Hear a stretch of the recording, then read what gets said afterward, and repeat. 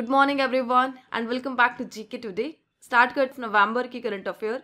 Please note कौन कौन से टॉपिक हम डिस्कस कर रहे हैं। ग्रेटर फ्लैमिंगो सैंक्चुरी को हम डिस्कस करेंगे।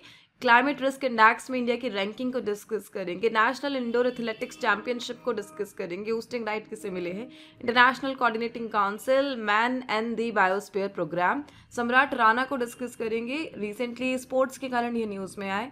ISSF वर्ल्ड चैंपियनशिप को डिस्कस करेंगे एंड इंटीग्रिटी मैटर्स चेकलिस्ट को हम डिस्कस करेंगे। COP30 का यह इनिशिएटिव रहा। राइट, स्टार्ट करते हैं। And please note all this questions ये सब डेली 20 MCQ सीरीज का पार्ट है जो आपको जीके टुडे के एंड्रॉइड एप्लीकेशन पर मिल जाएंगे। सो रिवीजन के साथ हम स्टार्ट करेंगे। कल के सेशन में हमने कौन से क्वेश्चंस डिस्कस किए थे। The first question, the VELC is the primary payload of which Indian space mission and answer is option number D Aditya L1। Aditya L1 की टोटल 7 पेलोड है और उसी में से एक है VELC। And which ministry launch the draft to fast track the clean up of dump site across urban India, और इसे recently ministry of housing and urban affair ने लॉन्च करा। National education day is celebrated every year on which day, that is 11th November. हमारे first education minister को honour करने के लिए इस डे को ऑनर किया जाता है, उन्हीं की बर्थ एनिवर्सरी यह रही। And where was the international conference on the urban cooperative credit sector coop 2025 held, और कहाँ पे यह हुआ, न्यू दिल्ली में। Which state government has launch India's first triple initiative, and triple initiative को यहाँ पे लॉन्च करा है तमिलनाडु ने। Which Indian born British author receive the Dayton peace prize lifetime achievement award 2025, and that is option number D. Salman Rushdie. And who has become India's first para-athlete to be selected for able-bodied international competition, and that is Sheetal Devi. And which country is the host of 2026 Asian Youth Archery Championship? और इसके hosting right अभी किसे मिले हैं, UAE को। And who has become the first women to lead United Nations Specialized Agency for Tourism? So UN Tourism को lead करने के लिए जो फर्स्ट women यहाँ पे अपॉइंट की गई, and that is option number B, Sheikha Nasser Al Nowais. And which city has launched the Sahjeevan project, और इसे लॉन्च करा है रिसेंटली गुवाहाटी ने। ठीक है, बेसिकली गुवाहाटी में जो रेलवे जोन है उनका हेडक्वार्टर लोकेटेड है। असम की कैपिटल दिसपुर है, प्लीज करेक्ट। चलिए स्टार्ट करते हैं आज का session with the very first question.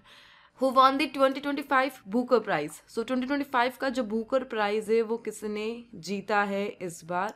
Please note the answer is option number B, David Szalay. इन्होंने जीता है 2025 का बुकर प्राइज अपनी नॉवल फ्लैश के लिए, और ये बन चुके हैं फर्स्ट हंगेरियन ब्रिटिश ऑथर जिन्हें यह ऑनर दिया गया है।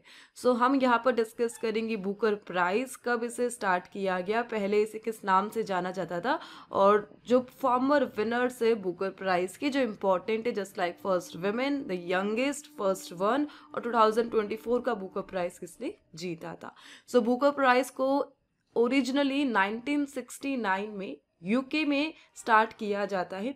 एक प्रेस्टिजियस अवार्ड है जो साहित्य लिटरेरी में दिया जाता है, और best original English language novel को यह दिया जाता है, जो पहले लिमिटेड थी Commonwealth nation, south Africa, UK और आयरलैंड के लिए, बट आगे जाकर इसे ओवरऑल वर्ल्ड के लिए ओपन कर दिया जाता है। सो ऐसी नॉवल जो इंग्लिश लैंग्वेज में यहाँ पर लिखी हुई है, जिसे पब्लिश किया गया यूके और आयरलैंड में, उन्हें बुकर प्राइज दिया जाता है। विनर्स को 50,000 पाउंड का कैश प्राइज यहाँ पे दिया जाता है, एंड जो भी शॉर्टलिस्टेड ऑथर्स होते हैं उन्हें 2500 पाउंड ईच का जो कैश प्राइज है वो यहाँ पे दिया जाता है। प्लीज नोट यहाँ पर मैन बुकर प्राइज, इसे 1969 में बुकर मैकेनल कंपनी के द्वारा स्टार्ट किया गया था। सो इसे पहले ओरिजिनली बुकर मैकेनल के नाम से जाना जाता था। ठीक है, आगे जाकर इसी अवार्ड का नाम रख दिया गया द मैन बुकर प्राइज, कब, 2002 में। देन आगे जाकर अगेन इसका नेम चेंज हो जाता है to the Booker prize, and 2025 के विनर डेविड शाले का हमें यहाँ पर नाम ध्यान रखना है।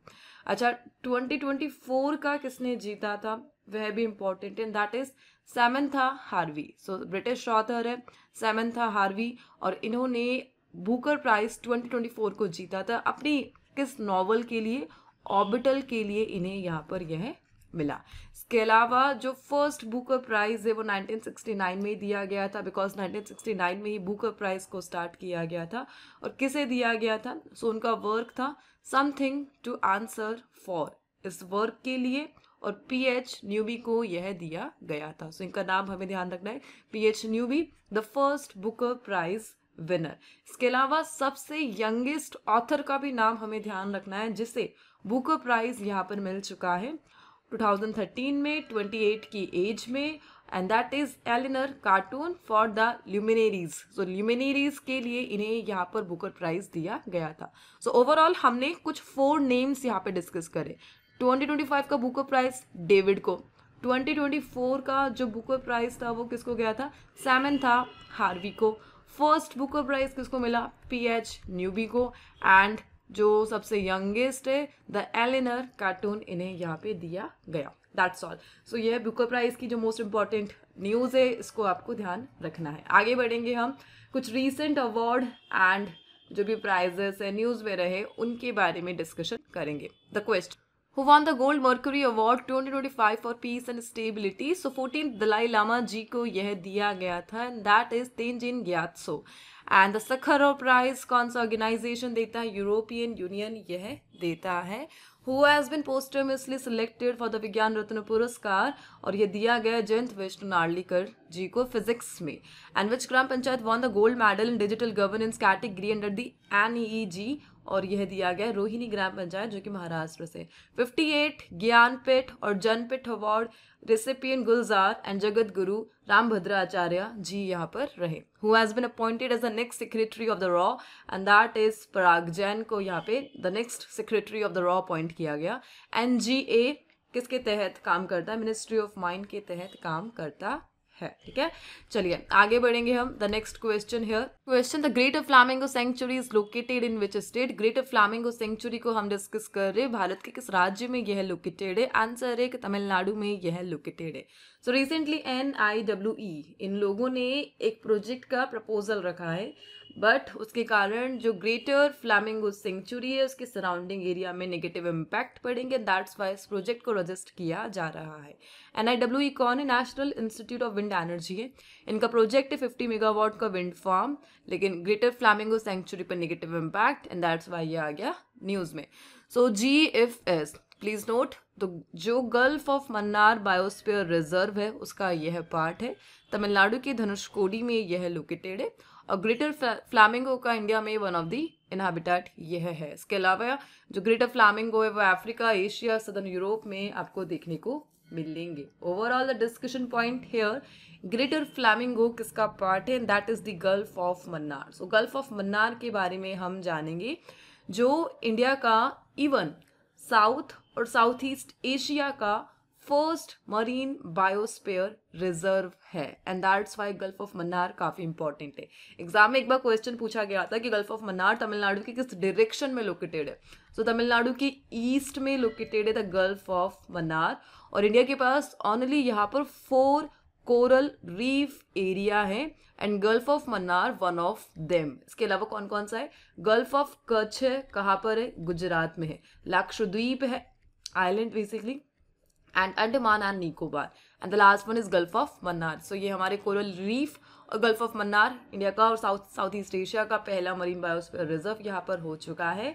सो प्लीज नोट, इंडिया में जो गल्फ ऑफ मन्नार रीजन है ये साउथ में रामेश्वरम से कन्याकुमारी तक एक्सपेंडेड है। सो ध्यान रखना, Rameswaram to Kanyakumari in Tamil Nadu the gulf of Mannar, and recently इस प्रपोज प्रोजेक्ट के कारण गल्फ ऑफ मन्नार का रीजन द पार्ट GFS ये न्यूज में आ गया। ओवरऑल यहाँ पर गल्फ ऑफ मन्नार, इसके आगे जाकर आपको मिलेगा बे ऑफ बंगाल।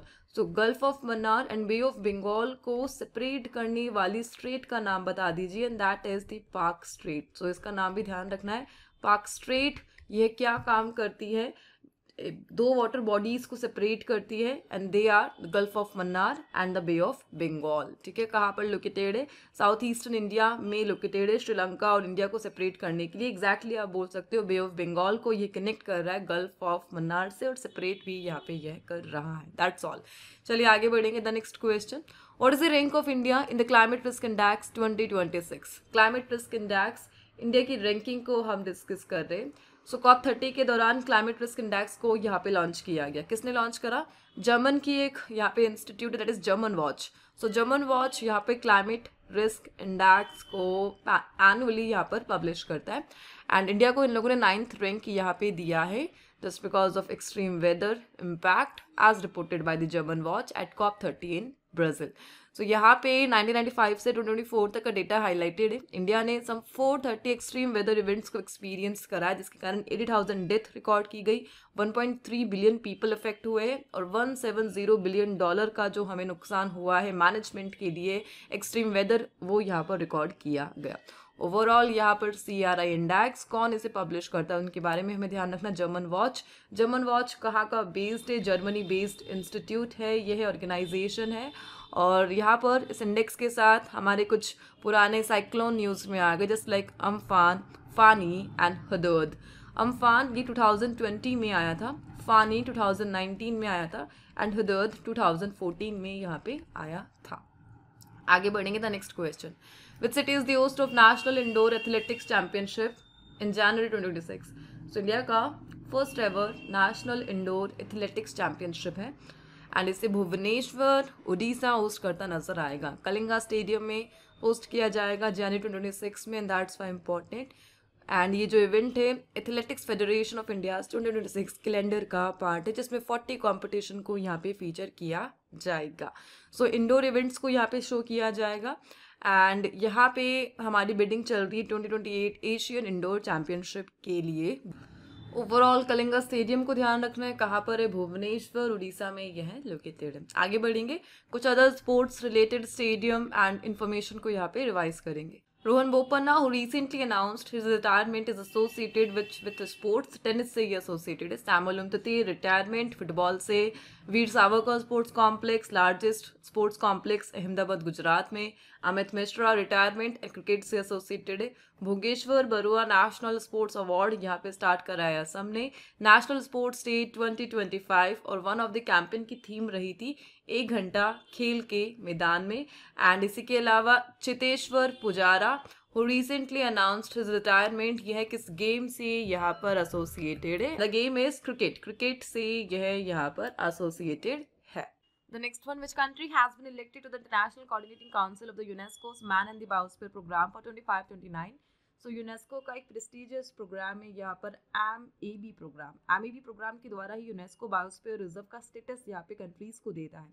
और इस प्रोग्राम के लिए जो इंटरनेशनल कोऑर्डिनेटिंग काउंसिल है 25-29 के लिए इलेक्ट की जाएगी ओमान को. एंड रिसेंटली इसके लिए जो अनाउंसमेंट है यूनेस्को ने की अपनी 43rd जनरल कॉन्फ्रेंस में, जो कहा चल रही थी समरकंद उज्बेकिस्तान में. ओमान से यहाँ पे रिप्रेजेंट करेगा the environment authority of Oman. Overall Oman का जो विजन है 2040 and UN sustainable development goals के साथ यह सब यहाँ पर अलाइन करता है. So point of the discussion and that is UNESCO's man and the biosphere programme.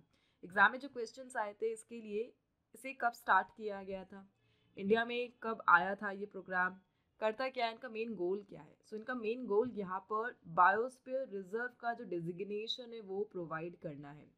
People and environment में ह्यूमन फ्रेंडली रिलेशनशिप्स को प्रमोट करना. इसके लिए हमारे पास जो प्रोग्राम है वो यूनेस्को का MAB प्रोग्राम है. इसको ध्यान रखना. To foster friendly relationship between people and their environment, ये किसका गोल है? यूनेस्को का MAB प्रोग्राम का. यूनेस्को का MAB प्रोग्राम आता है 1971 में. PYQ please note. Government of India ने इस प्रोग्राम को स्टार्ट करा बायोस्फीयर रिजर्व स्कीम के तौर पर 1986 में. और MAB प्रोग्राम के तहत यहाँ पर बायोस्फीयर का जो स्टेटस है वो दिया जाता है. इंडिया के रिस्पेक्ट में अगर आपको बात करना है, एट प्रेजेंट हमारे पास टोटल 18 बायोस्फीयर रिजर्व है. और इन 18 बायोस्फीयर रिजर्व में से जो 13 है उन्हें यहाँ पर यूनेस्को ने रिकग्नाइज किया हुआ है. ठीक है. नीलगिरी ये पहला हमारा बायोस्फीयर रिजर्व था. ओवरऑल यहाँ पर इंडिया काफ़ी सारे प्रोग्राम चला रहा है हमारे बायोस्फीयर रिजर्व्स को प्रमोट करने के लिए. अभी रिसेंटली बजट आया है 10 करोड़ का 25-26 फाइनेंशियल ईयर के लिए. लाइक लास्ट वाला जो बजट था वो 5 करोड़ था 24-25 फाइनेंशियल ईयर के लिए, बट नाउ इसे 10 करोड़ तक एक्सपेंड कर दिया गया. Biodiversity conservation budget it is. ठीक है. सो ओवरऑल बायोस्फीयर के लिए हमारे प्लान, यूनेस्को के प्लान, एंड दैट्स ऑल. चलिए आगे बढ़ते द नेक्स्ट क्वेश्चन. सम्राट राणा जी को हम डिस्कस कर रहे हैं. and recently won which medal in men's 10 meter air pistol event at the ISSF World Championship 2025. So इन्होंने जीता है गोल्ड मेडल। और ये कौन सा इवेंट है? ISSF वर्ल्ड चैंपियनशिप जो कायरो में होस्ट की जा रही थी। और यहाँ पे इन्होंने 243.7 पॉइंट का जो स्कोर है यहाँ पे सिक्योर करा। कायरो ये कहाँ पर लोकेटेड है? इजिप्ट में लोकेटेड है। एंड ISSF का जो फाइनल मैच है 2025 के लास्ट में दोहा में हमें देखने को मिलेगा। ठीक है, इसके अलावा हमें यहाँ पर ब्रॉन्ज मेडल भी मिला वरुण तोमार को the same ISSF world Cairo championship पे। That's all. आगे बढ़ेंगे। Which organization launched the Integrity Matter Checklist in 2025? So COP30 का इनिशिएटिव है ये है integrity matters checklist. Basically countries को उन्हीं के क्लाइमेट गोल्स के साथ अलाइन करने के लिए इसे स्टार्ट करा है, सो दैट कंट्रीज को पता रहे कि उनके जो क्लाइमेट गोल है वो कंप्लीट हो रहे हैं क्या, कितना फंड बाकी है और क्या हमें करना पड़ेगा इसे मैनेज करने के लिए। उसके लिए यहाँ पर एक ऑफिशियल चेकलिस्ट आ गई है, द इंटीग्रिटी मैटर्स चेकलिस्ट। और किस ऑर्गेनाइजेशन ने इसे लॉन्च करा है? ग्लोबल रिपोर्टिंग इनिशिएटिव ने इसे लॉन्च करा है, जिसे UN का सपोर्ट यहाँ पर मिला। सो जो नेट ज़ीरो कमिटमेंट है पर्टिकुलर कंट्रीज़ के, उन्हें कंप्लीट करने के लिए UN के स्टैंडर्ड्स के साथ, और उसी के लिए इस चेकलिस्ट को COP30 ब्राज़ील में लॉन्च किया गया। अलाइन करता है Paris agreement and 2030 SDG agenda के साथ। ठीक है, सो यहाँ पर that's the information. Climate change 2025 standards को सेट करने के लिए कंपनीज का जो गोल है उसे मैनेज और ट्रैक करने के लिए द इंटीग्रिटी मैटर चेकलिस्ट, कहाँ पर? COP30 बेलम ब्राज़ील में। आगे बढ़ेंगे। द नेक्स्ट क्वेश्चन है which country is the host of COP32 climate summit 2027? So COP31 के अभी तक सिलेक्ट नहीं हुए, लेकिन COP32 के यहाँ पर सिलेक्ट हो चुके हैं। सो यह है इथोपिया। इथोपिया इसे होस्ट करता नजर आएगा। फर्स्ट ईस्ट अफ्रीकन नेशन है जो UN का ये जो COP है इसे ऑर्गेनाइज करेगी 2027 में। कहाँ पर यह है लोकेटेड? इसकी लोकेशन ध्यान रखिए, जो अफ्रीका का हॉर्न ऑफ अफ्रीका है वहाँ पर आपको देखने को मिलेगा। Aedes अबाबा it is the capital, and यह वही जगह है जहाँ पर आपको अफ्रीकन यूनियन देखने को मिलेगा। अफ्रीकन यूनियन इसे 2002 में फाउंड किया गया था। और इथोपिया एडिस अबाबा यहाँ पर इनका हेडक्वार्टर लोकेटेड है। सो इथोपिया काफ़ी इंपॉर्टेंट कंट्री। COP32 27। COP31 के जो होस्टिंग राइट्स है वो एट प्रेजेंट डिस्प्यूटेड चल रहे बिटवीन ऑस्ट्रेलिया और एक कंट्री और है टर्की। अगर इन दोनों के डिस्प्यूट यहाँ पे सॉल्व नहीं होते हैं सो COP31 के राइट्स यहाँ पर बोन को दे दिए जाएंगे, जो कि जर्मन की सिटी है। बट स्टिल डिसीजन पेंडिंग है और हम डिस्कस करेंगे जब भी इसका लास्ट जो भी रिजल्ट है यहाँ पे आ जाएगा।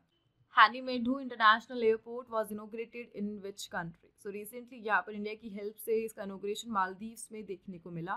10 नवंबर मालदीव्स के प्रेसिडेंट डॉक्टर मोहम्मद मोइजू ने इसका जो इनोग्रेशन है इंडिया के एविएशन मिनिस्टर किंजारेपू राममोहन नायडू के साथ किया, and that is Hanimaadhoo international airport, जिसका फंड इंडिया से यहाँ पर मिला।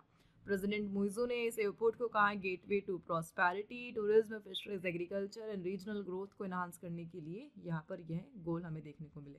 ओवरऑल इंडिया ने यहाँ पर 60 ईयर्स जो इंडिया मालदीव्स रिलेशन है उसके साथ इस प्रोजेक्ट को स्टार्ट करा। नेबरहुड फर्स्ट, महासागर विजन, इन सब के साथ यहाँ पर यह अलाइन करता है। That's all. कुछ अदर इंटरनेशनल करंट अफेयर्स का रिवीजन हम यहाँ पे करेंगे इस क्वेश्चन के साथ। China is recently deploy large phase अरे रडार किस कंट्री के बॉर्डर पर? म्यांमार के बॉर्डर पर। 101 WTO member and that is Nicaragua, and which country has become the 123rd member of ISA? Angola। काफ़ी इंपॉर्टेंट है ये क्वेश्चन।